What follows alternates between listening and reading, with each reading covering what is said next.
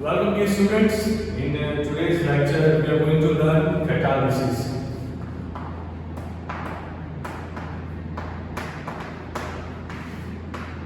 बहुत छोटे छोटे टॉपिक इस टॉपिक में ऑलरेडी दिए गए हैं, तो शुरू करते हैं डियर स्टूडेंट्स कैटालिसिस से।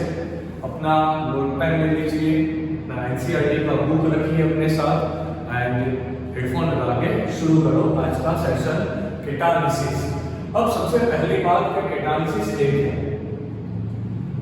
अब जब साइंटिस्ट लोगों ने KClO3 को लिया, पोटेशियम क्लोराइड को, क्लियर, KClO3 को लिया, जब इसका डिकम्पोजिशन करने का प्लान लगाया, इसको डिकम्पोज करना था KClO3 को।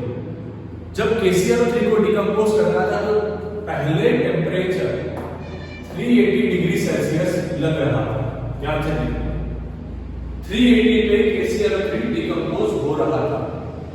अब जब इस रिएक्शन के अंदर बच्चों मैंगनीज डाइऑक्साइड MnO2, जब इस रिएक्शन में मैंगनीज डाइऑक्साइड यानी कि MnO2 डाला गया, तब क्या होगा? जब इसके अंदर MnO2 डाला गया तब यही रिएक्शन नियर 200 डिग्री सेल्सियस पे हो गया and after the reaction check किया जब, तब MnO2 का जो मास था, मास वो कांस्टेंट था। मतलब कि जितना रिएक्शन के पहले MnO2 का मास पाया गया उतना ही रिएक्शन के बाद भी पाया गया। ओके, मतलब कि मास ऑफ MnO2 जो था वो कांस्टेंट था एंड इसका मतलब ये हुआ बच्चों कि MnO2 रिकवर हो गया after the reaction. After the reaction MnO2 is recovered।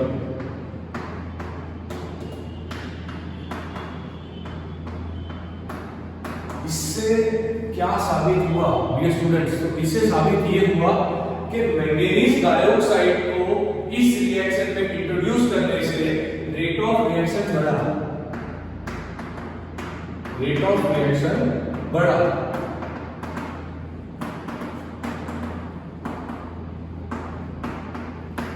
फिर से एक बार, मैंगनीज डाइऑक्साइड को इस रिएक्शन में डालने से क्या हुआ? रेट ऑफ रिएक्शन बढ़ा, ज्यादा हुआ and MnO2 is not utilized during the reaction। And दूसरी एक चीज नोट की गई यहाँ पर बच्चों के, जो मैंगनीज डाइऑक्साइड था उसने रिएक्शन में मतलब शुरुआत में से लेकर अंत तक जब चेक किया गया तो उसका मास भी कांस्टेंट था। मतलब कि वो रिकवर हो गया, मतलब कि कंफर्मली कंज्यूम नहीं हुआ। जो MnO2 था वो कंज्यूम नहीं हुआ, ये चेक किया गया सबसे पहले। तो इससे बर्जीलियस नाम के एक साइंटिस्ट ने, बर्जीलियस नाम के एक साइंटिस्ट ने इस टाइप के कंपाउंड को कि जो रेट ऑफ रिएक्शन बढ़ाने में हेल्प करे पर रिएक्शन में भाग न ले, क्लियर, उस टाइप के रिएक्शन को एक नाम दिया कैटालिस्ट। उसे क्या नाम दिया? कैटालिस्ट। तो कैटालिस्ट बेसिकली क्या होता है? Catalyst which do not participate, do not consume during the reaction, consume during the reaction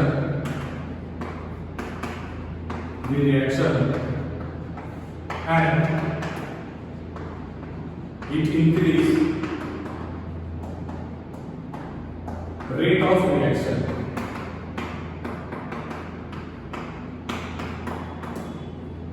friends, catalyst का मतलब क्या होता है?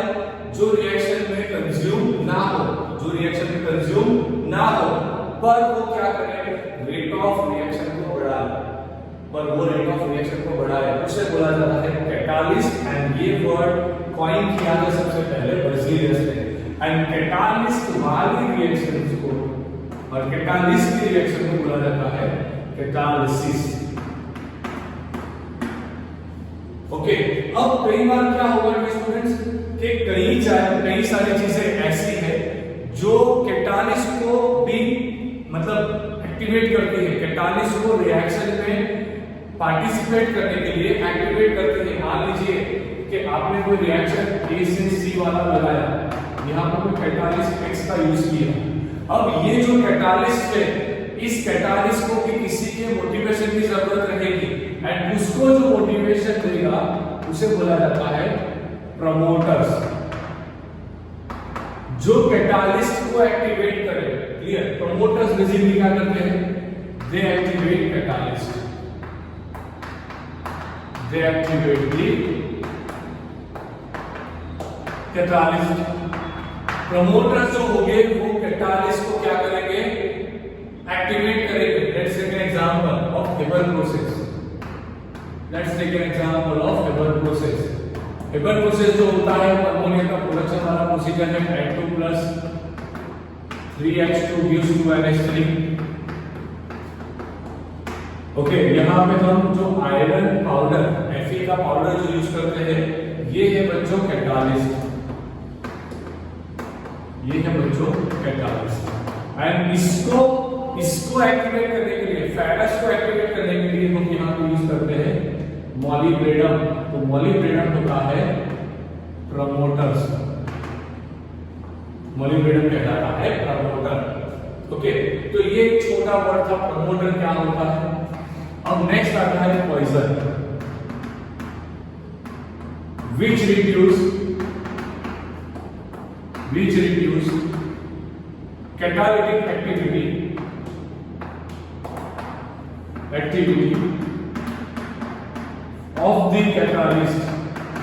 of the catalyst is called poison। जो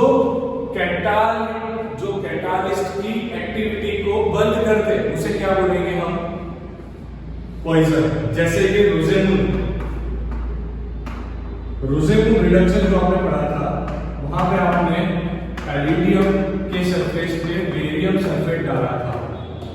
सो BaSO4 is a poison while palladium is a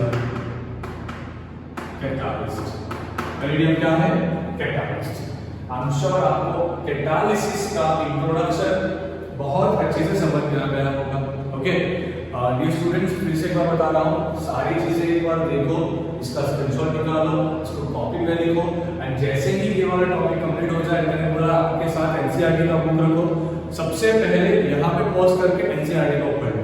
okay, तभी पूरा session, catalysis वाला पूरा सेशन अच्छे से दिमाग में जाएगा। ओके, फिर से एक बार रिपीट कर रहा हूँ, यहाँ पर पॉज लगाओ, इसका स्क्रीनशॉट निकालो, इसे कॉपी में लिख दो, उसके बाद एनसीईआरटी निकाल के कैटालिसिस का इंट्रोडक्शन पढ़ना शुरू करो शांति से। जैसे ही वो पढ़ना खत्म हो जाए, उसके बाद वीडियो फिर से रिज्यूम करो, नेक्स्ट क्वेश्चन पे जाओ। Take a screenshot fast.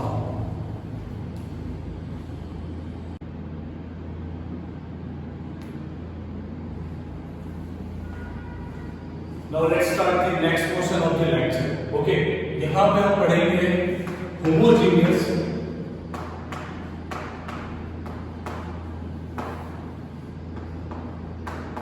catalysis and heterogeneous catalysis। दोनों चीज बहुत इजी है, ध्यान से देखना, यही तरीका फिर से एक बार, जैसे कि आगे आपने किया, वीडियो को पॉज लगाया, फिर से एक बार एनसीईआरटी पढ़ लिया, अब पूरा कांसेप्ट ये समझ लो, इसके बाद फिर से एक बार वीडियो को पॉज लगा देना, उसके बाद एनसीईआरटी से पूरा टॉपिक एक बार पढ़ लेना, तभी सरफेस केमिस्ट्री जाके पूरी चीज समझ में आएगी। Okay, now let's start the first topic, that's a homogeneous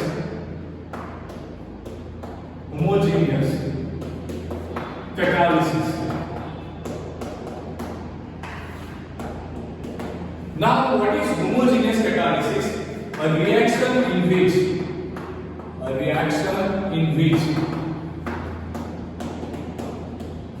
reactants, products and catalysts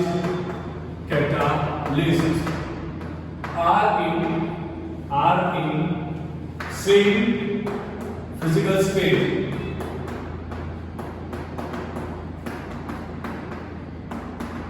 called homogeneous catalysis। वैसी रिएक्शन की जिसमें रिएक्टेंट प्रोडक्ट और कैटालिस्ट का फिजिकल स्टेट सेम हो, मतलब कि एक हाइपोथेटिकल रिएक्शन यहां पे दे रहा हूं, A2C वाला यहां पे X यूज किया, ये था गैस, ये था गैस, ये था गैस। मान लीजिए कि तीनों के तीन फेज सेम होंगे, तभी कहलाएगा होमोजेनियस कैटालिसिस का रिएक्शन। दिमाग में गया? Okay, now let's take the example. Let's take the real examples. यहां पर रियल एग्जांपल्स लिखते हैं, बुक से तो कई सारे मिलेंगे। सबसे पहला एग्जांपल, जब आप सल्फर डाइऑक्साइड लिया, उसको ऑक्सीडाइज करवाओगे, उसको क्या करवाना? ऑक्सीडाइज, मतलब ऑक्सीजन की प्रेजेंस में रिएक्शन करवाना in the presence of nitrogen oxide gas, NO gas की प्रेजेंस में, तब जाके वो ऑक्सीडाइज हो जाएगा सल्फर डाइऑक्साइड गैस में। ओके, तब जाके इसको कन्वर्ट हो जाएगा सल्फर डाइऑक्साइड गैस में। तो ये जो रिएक्शन, यहां पे मैंने रिएक्शन को बैलेंस नहीं किया, ये स्टूडेंट्स को ध्यान रखना। मैं आपको बेसिकली क्या समझाना चाह रहा हूं कि आपके रिएक्टेंट का जो फेज है वो कौन सा है? गैस। ध्यान से देखो। ओके, आपके प्रोडक्ट का फेज कौन सा है? गैस। ध्यान से देखो। एंड आपके कैटालिस्ट का फेज कौन सा है? गैस। मतलब कि तीनों के तीन गैसियस स्टेट में, तीनों के तीन सेम स्टेट में, तीनों के तीन का फिजिकल स्टेट से रिएक्शन हुआ होमोजेनियस कैटालिसिस का। अब नेक्स्ट वाला रिएक्शन जो एस्टर होता है, CH3 COO CH3। ओके, ये हमने एक एस्टर ले लिया। एस्टर का हम करवाएंगे हाइड्रोलिसिस। एस्टर का hydrolysis in the presence of acidic, मतलब एक्वास मीडियम। यहां पर कई बार HCl ले जाएगा, कुछ भी एसिडिक मीडियम ले लो, इसका स्टेट आएगा एक्वास, इसका स्टेट आएगा एक्वास, इसका स्टेट आएगा एक्वास। इसके हाइड्रोलिसिस से आपको मिलेगा CH3COOH, जिसका स्टेट आएगा एक्वास, प्लस CH3OH, जिसका स्टेट आएगा aqueous.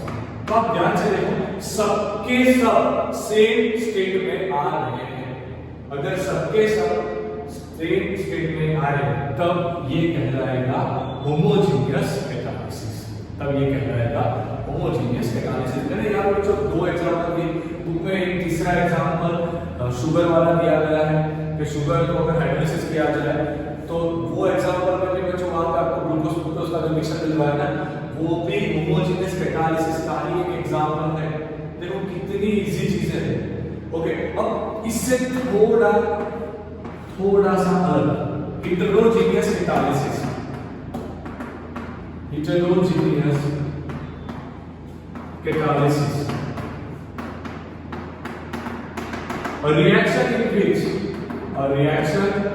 a reaction in which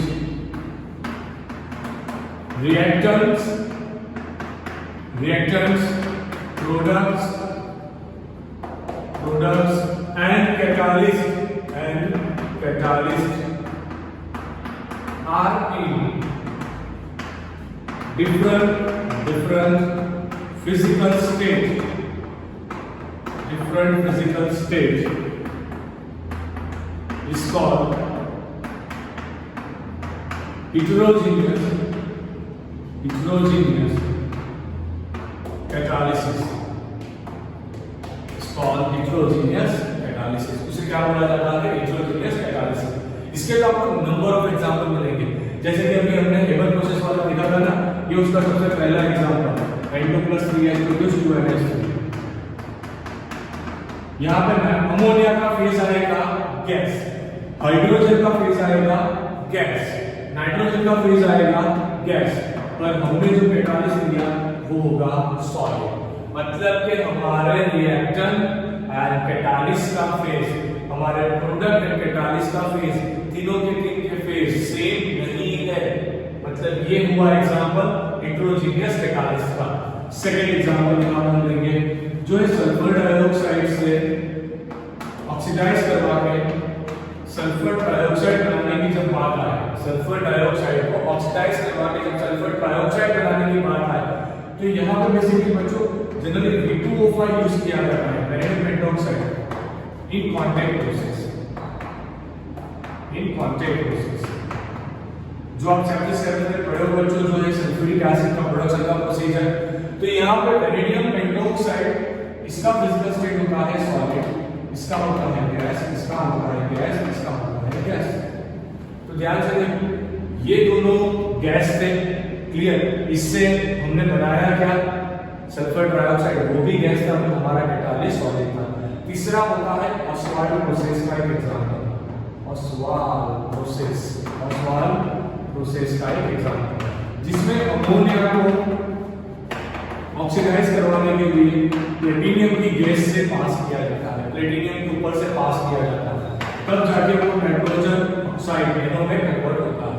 तो यहाँ पर भी आप देखोगे तो इसका फेज आएगा गैस, इसका फेज आएगा गैस, इसका फेज आएगा गैस, इसका फेज आएगा सॉलिड। मैंने यहाँ पे बच्चों से रिएक्शन किए, रिएक्शन को बैलेंस नहीं किया। आप जब ये पूरा कंसेप्ट अच्छे से अपनी टेक्स्ट बुक से पढ़ाई करोगे ना, जो टेक्निक अभी मैंने आपको बताया, तो ये पूरा थ्योरी अच्छे से समझ में आ जाएगा। ओके, फिर से एक बार, होमोजेनियस में फेज कैटालिस्ट का रिएक्टेंट का प्रोडक्ट का सेम होगा, हेटेरोजेनियस में नहीं होगा, बात खत्म। अब हमारा जो लेक्चर जा रहा है वो जाएगा हेटेरोजेनियस कैटालिस्ट में। तो इसे बहुत ध्यान से देखना कि जहां, क्योंकि ये रिएक्शन जनरली हम लोग करते हैं, या आगे वाला जो हमने रिएक्शंस देखा, अमोनिया का देखा, ये कॉन्टैक्ट प्रोसेस से देखा, ये ऑस्वाल्ड प्रोसेस से देखा, ये सारे रिएक्शन में आप ध्यान से देखो तो कैटालिस्ट बेसिकली सॉलिड स्टेट में था, सॉलिड फेज में था। हमारा रिएक्टेंट एंड प्रोडक्ट से उसका फेज बच्चों डिफरेंट था। गया दिमाग में? चलो अच्छे से अब इसको कॉपी में पहले स्क्रीनशॉट निकालो, स्क्रीनशॉट निकाल के इसको कॉपी में लिख दो, कॉपी में लिख के इसे पॉज लगा दो। उसके बाद पूरा हेटेरोजेनियस होमोजेनियस कैटालिस्ट के इंट्रोडक्शन के बाद वाला पूरा जो टॉपिक है उसे भी एक बार अच्छे से पढ़ाई कर लो। एंड जब आप अपने रेगुलर नोट्स लिख रहे हो ना, तब एनसीईआरटी से रिएक्शंस को कॉपी लगाओ एंड वहां से स्टेटमेंट को भी कॉपी लगाओ, स्टेटमेंट भी लिखो। सही है, मैंने यहाँ पे सब समझाया, मैंने कई भी स्टेटमेंट्स नहीं लिखा, वो मेरा लिमिटेशन है, यहाँ पे सारे स्टेटमेंट्स नहीं आएंगे। ओके, तो आप वो भी एक बार करो। इसके बाद हम हेटेरोजेनियस कैटालिसिस से एड्सॉर्प्शन थ्योरी क्या है वो समझने वाला है। Take a screenshot fast please.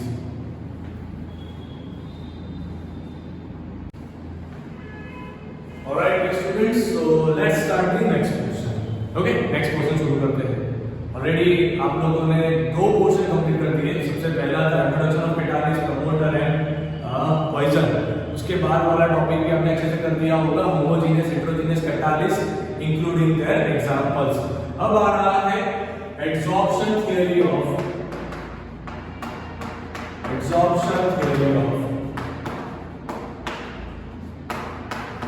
Heterogeneous catalyst, heterogeneous catalysis. अब आ रहा है मेरे दोस्तों adsorption theory of heterogeneous catalysis. देखो बहुत इजी है, फिर से वही टेक्निक पे जाएंगे। मैं पूरा कंसेप्ट यहाँ पे समझाऊंगा, उसके बाद आप लोग एक्सरसाइज से पढ़ाई कर लोगे, उसे अभी ही आप नोट्स पे लिखोगे, बस स्टार्ट से बात खत्म, हमारा काम हो जाएगा। ओके, अब जो एड्सॉर्प्शन थ्योरी था ना हेटेरोजेनियस कैटालिसिस के लिए, वो बेसिकली 2 था। So 2 theories are there. 2 theory exist कर रहा था। So 2 theories are there. Basically, dear students, 2 theories are there. All of them, the first one is old theory.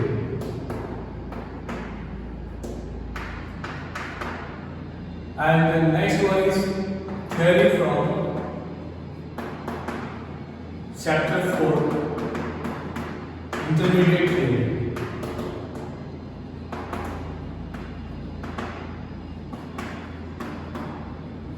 ये स्टूडेंट्स 2 थियरी है बेसिकली। एक था बहुत पुराना थियरी, ओल्ड थियरी, एंड नया है जो चैप्टर 4 में आप इंटरमीडिएट थियरी पढ़ के आए हैं वो।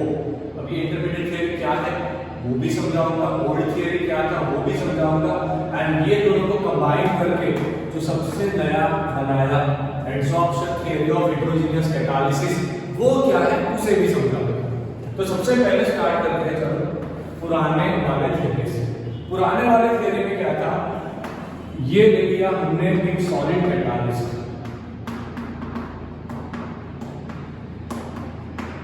स्टूडेंट्स बहुत ही ध्यान से कंसेप्ट को समझ लो। एक बार कंसेप्ट समझ लिया तो आप इसके बेसिस से थ्योरी बहुत अच्छे से लिख पाओगे। ये था सॉलिड कैटालिस्ट, ये था रिएक्टर, जो हमने यहाँ पे पुरानी थियरी में गैसियस फॉर्म में दिए। ओके, तो क्या होगा, रिएक्टेंट जाके सरफेस में एड्सॉर्ब होगा, एड्सॉर्ब। अब जब रिएक्टेंट जाके सरफेस पे एड्सॉर्ब होगा तो ये रिएक्शन जो होती है वो होती है एक्सोथर्मिक रिएक्शन। मतलब कि इससे एनर्जी बाहर निकलेगी, एनर्जी बाहर निकलेगी, एंड वो जो एनर्जी बाहर निकली वो यूज होगी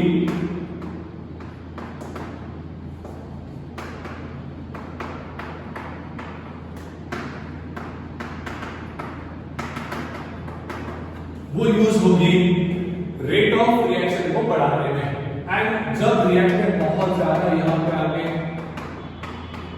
एब्सॉर्ब होने लगेगा, मतलब कि जब रिएक्टेंट का कॉन्सेंट्रेशन बढ़ने लगेगा सरफेस पे, कैटालिसिस की सरफेस पे जब रिएक्टेंट का कॉन्सेंट्रेशन बढ़ने लगेगा तब जाके क्या होगा, बहुत ज्यादा एनर्जी रिलीज होना शुरू हो जाएगा, एंड वही एनर्जी यूटिलाइज होगी प्रोडक्ट बनाने के लिए। ऐसा था हमारा ओल्ड थियरी। समझ गया है? फिर से एक बार अच्छे से समझा रहा हूं, ध्यान रखना बच्चों। सॉलिड कैटालिस्ट के ऊपर गैसियस रिएक्टेंट आके एब्सॉर्ब हो रहे थे, उसके एब्सॉर्ब होने की वजह से एनर्जी रिलीज हो रही थी। जो एनर्जी रिलीज हो रही थी, जैसे जैसे रिएक्टेंट का कंसंट्रेशन सरफेस पे बढ़ता जाएगा वैसे वैसे एनर्जी ज्यादा रिलीज होती जाएगी, एंड वही एनर्जी यूटिलाइज हो रही थी प्रोडक्ट फॉर्मेशन में। ओके, तो ये था ओल्ड थियरी। अब जो चैप्टर 4 में आया था वो थियरी क्या था? तो चैप्टर 4 में ऐसा आया था कि इंटरमीडिएट थियरी, मतलब कि कोई भी रिएक्शन होगा, कोई भी रिएक्शन ए से बी वाला रिएक्शन लगा रहे थे by using catalyst C.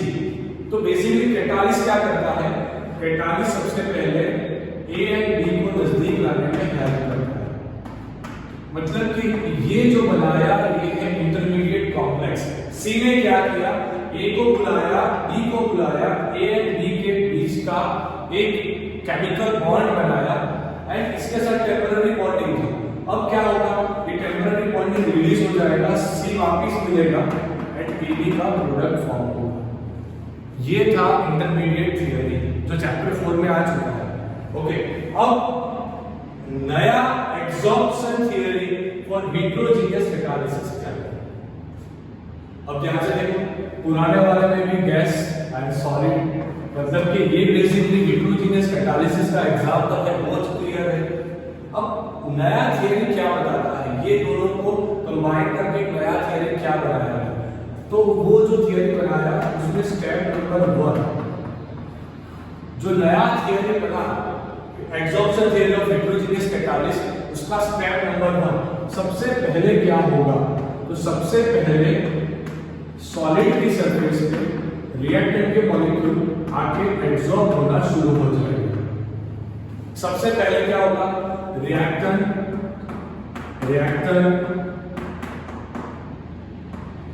molecules are adsorbed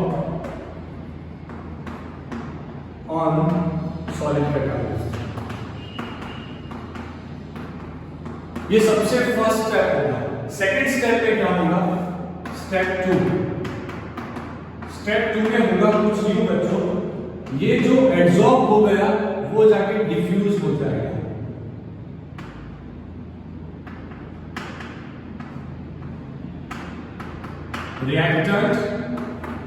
reactant is diffused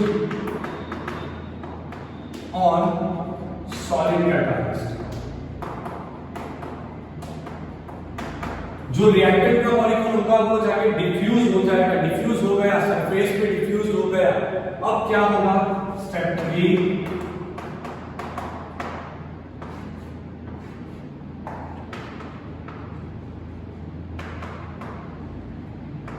इन दोनों के बीच में केमिकल बॉन्ड बनना शुरू होगा। केमिकल बॉन्ड बनना इन दोनों के बीच में, जो डिफ्यूज हुआ तो मतलब नजदीक आ गया, तो इन दोनों के बीच में एक केमिकल बॉन्ड बनना शुरू होगा एंड उसी दौरान उसमें से प्रोडक्ट बनना भी शुरू हो जाएगा। अब क्या होगा, स्टेप 4, जो प्रोडक्ट बना है बच्चों, सरफेस पे प्रोडक्ट फॉर्म हो गया, वो यहां से निकल के बाहर चला जाएगा, मतलब के डिसॉर्प्शन, डिसॉल्व हो गया प्रोडक्ट। तो ये था adsorption theory of heterogeneous catalysis. दिमाग में गया पूरा अच्छे से। देखो आप बुक देखोगे तो बुक में बहुत लंबा लंबा पॉइंट्स दिया है, वो सारे पॉइंट्स को मैंने आपको पूरा अच्छे से जैसे एनसीईआरटी के वर्ड्स थे वही हिसाब से समझा दिया।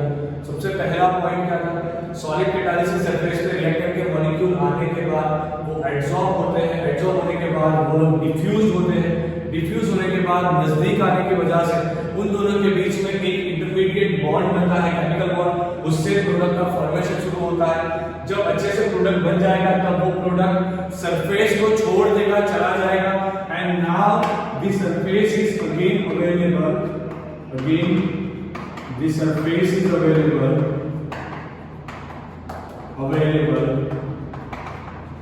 for next reactor। अब फिर से सरफेस अवेलेबल है नेक्स्ट रिएक्टेंट के लिए। देखो बहुत बहुत इजी कंसेप्ट है, बहुत इजी कंसेप्ट। तो इसे बोला जाता है adsorption theory of heterogeneous catalysis. दिमाग में रहे अच्छे से, टेक अ स्क्रीनशॉट, एक बार स्क्रीनशॉट ले लो, उससे अच्छे से एक बार एनसीईआरटी से पढ़ लो। अब छोटे छोटे 2 क्वेश्चन बाकी हैं, उसे भी कर लो। Take a screenshot fast please. इसमें डियर स्टूडेंट्स एक और बात आपको नोटिस करना है, ओके। सो वो छोटी सी बात क्या है यहाँ पे कि इससे आपको एक चीज समझ में आ गई कि कैटालिसिस जो होता है ना, कैटालिसिस वो रिकवर कैसे हुआ एंड वो रिएक्शन के दौरान अनचेंज कैसे रहा। ये चीज तो हमें समझ में आती है कि वो रिकवर कैसे हुआ है, अनचेंज कैसे रहा, उसका मास पे भी कोई इफेक्ट नहीं पड़ा। मतलब कि जो शुरुआत में हमने सॉलिड कैटालिसिस किया वही वैसे का वैसा ही दे रहा है, कुछ भी वहां पे बदला नहीं, ये समझ में आया। एंड इससे एक और चीज भी समझ में आती है कि इवन में स्मॉल क्वांटिटी, आप बहुत स्मॉल क्वांटिटी में भी कैटालिसिस को लोगे तो भी वो बहुत अच्छे से काम कर पाएगा, ये भी चीज समझ में आई। पर इसका लिमिटेशन, जो सबसे इंपॉर्टेंट चीज है, लिमिटेशन वो है बच्चों, ये प्रमोटर और पॉइजन, प्रमोटर एंड पॉइजन का कंसेप्ट नहीं समझा पाता। इस थियरी से आप poison, catalytic poison and catalytic promoter का कंसेप्ट नहीं समझ पाओगे। अब बुक में एक छोटा सा फिगर भी दिया है, आपको कंफ्यूज होने की कोई जरूरत नहीं है, उसको भी हम लोग यहाँ पर डिस्कस कर देंगे। इस तरह से कोई आपको फिगर दिया होगा, ओके। ये फ्री वैलेंसीज है, फ्री वैलेंसीज मतलब कि वहां पे आके कुछ भी चिपक पाएगा। तो यहाँ पर हमने क्या किया, ए से चलवा लीजिए, ए बी से एक रिएक्टर लिया, वो आएगा इंटरमीडिएट कुछ ऐसा बॉन्ड बनाएगा, ये कैटालिसिस है, ए एंड बी आया, ओके। इसके बीच में अब टेम्पररी बॉन्डिंग होगा। सबसे पहला स्टेप ये होता है एडसॉर्ब होने का, उसके बाद होगा वो इसके बीच में एक टेम्पररी केमिकल बॉन्ड होना शुरू हो जाएगा।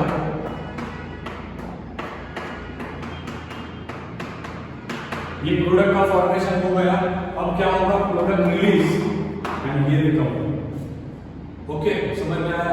सो डियर स्टूडेंट्स प्लीज इसका स्क्रीनशॉट निकालो, स्क्रीनशॉट निकाल के मैंने जो बताया उस हिसाब से एनसीईआरटी से एक बार ये सारी चीजें पढ़ लो, okay.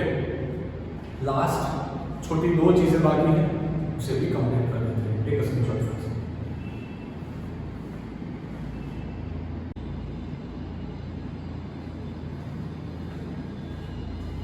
Alright dear students, let's complete the lecture. बस लेक्चर का फाइनल पोर्शन आ गया है and let's solve the last 2 main things features of two important features of solid catalysis. Solid catalysis के दो सबसे इंपॉर्टेंट फीचर्स को आपके साथ डिस्कस करने जा रहा हूं। उसमें से सबसे पहला सिलेक्टिविटी, मतलब कि मैं रिएक्टेंट को सेम रखूंगा, सिर्फ कैटालिस्ट को चेंज करूंगा, प्रोडक्ट चेंज हो जाएगी। चलो देखिए, सबसे पहले कार्बन मोनोऑक्साइड तीनों के तीन में हम लेंगे, वो होगा गैसियस स्टेट में। ओके, सबसे पहले हम लेंगे 1 मोल H2, उसके बाद 2 मोल H2, उसके बाद हम लेंगे 3 मोल H2। ओके, जहां पे हमने 1 मोल H2 लिया वहां पे कॉपर यूज करना है, 3 मोल H2 लिया वहां पे निकल यूज करना है, जहां पे 2 मोल H2 लिया वहां पे copper, ZnO and Cr2O3 use करना है। टेक्निक देख लेना अच्छे से। ओके, इसके प्रेजेंस में जो रिएक्शन करेगा ना, वो आपको देगा यहाँ पे HCHO, वो आपको देगा HCHO। यहाँ पे आपको मिलेगा CH3OH, यहाँ पे आपको मिलेगा CH4 plus H2। Okay, CH4 plus H2। Reaction मैंने पहले से नहीं किया, आपको सिर्फ यही चीज दिखाना है कि सेम रिएक्टेंट सेम, देखो कार्बन मोनोऑक्साइड प्लस हाइड्रोजन, पर जैसे आपने कैटालिस्ट को चेंज किया, प्रोडक्ट चेंज हो गया। मतलब ये हुआ कि जो सॉलिड कैटालिस्ट होता है वो वेरी सिलेक्टिव नेचर वाला होता है। सिलेक्टिव नेचर मतलब कि कॉपर इन रिएक्टेंट के साथ आल्डिहाइड, मतलब आल्डिहाइड का फॉर्मेशन करेगा। निकल ये रिएक्टेंट के साथ मीथेन का फॉर्मेशन करेगा। इसका मतलब ये हुआ बच्चों के सेम रिएक्टेंट को रखने के बाद अगर आपने कैटालिस्ट को चेंज कर दिया तो प्रोडक्ट चेंज हो जाएगा। इसका मतलब catalyst are highly selective in nature, highly selective in nature, वो बहुत ज्यादा सिलेक्टिव नेचर वाले होते हैं। ओके, अब last portion of the lecture, last वो है एक्टिविटी। ये बहुत इंपॉर्टेंट चीज है बच्चों कि किसी भी सॉलिड कैटालिस्ट की सरफेस में रिएक्टेंट का एब्जॉर्ब होना जरूरी है। एंड जितना केमिकल एब्जॉर्प्शन ज्यादा बनेगा, जितना केमिकल एब्जॉर्प्शन ज्यादा बनेगा उतना अच्छा प्रोडक्ट आएगा, उतना अच्छा प्रोडक्ट आएगा। ये चीज बहुत क्लियर है स्टूडेंट्स। अब यहाँ पे क्या होगा कि मान लीजिए कि ये बहुत अंदर तक जाके एब्जॉर्ब हुआ, बहुत अंदर तक जाके, अब क्या होगा, वो रिएक्टर इमोबिलाइज्ड हो गया, इमोबिलाइज्ड मतलब कि वो अब किसी काम का नहीं रहा, एंड बल्कि उसने तो वो जगह ऑक्यूपाइड कर दी, तो नेक्स्ट रिएक्शन को चांस नहीं मिलेगा, उसका एक्टिविटी कम हो जाएगा कैटालिस्ट का। इसका मतलब एब्जॉर्ब होना जरूरी है पर सम एक्सटेंट तक ही, उससे ज्यादा एक्सटेंट पे जाने की कोई जरूरत नहीं है। सो डियर स्टूडेंट्स, बस आज के लिए इतना ही। दोनों टॉपिक अच्छे से एनसीईआरटी से पढ़ लो, पूरा कैटालिसिस वाला टॉपिक यहाँ पे कंप्लीट हुआ। And thank you dear student for watching this video. Don't forget to dislike या like and share this video. Okay, bye, take a screenshot.